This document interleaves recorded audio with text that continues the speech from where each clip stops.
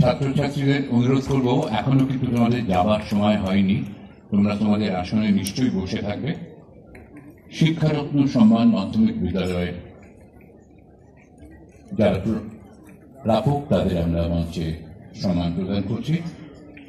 মিহির কুমার পান্ডে, দৌলতনগর উচ্চ বিদ্যালয়ের প্রধান শিক্ষক, তাকে রেখে নেব মঞ্চে।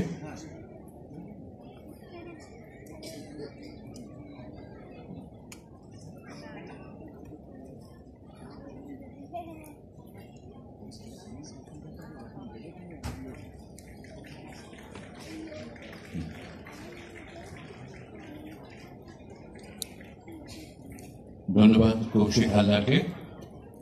আমরা অনুরোধ করব প্রেসিডেন্সি বিশ্ববিদ্যালয়ের মাননীয় উপাচার্য অধ্যাপক অনুরাধা লোহিয়াকে, তিনি আমাদের কয়েকটি পুরস্কার দিয়ে সাহায্য করবেন।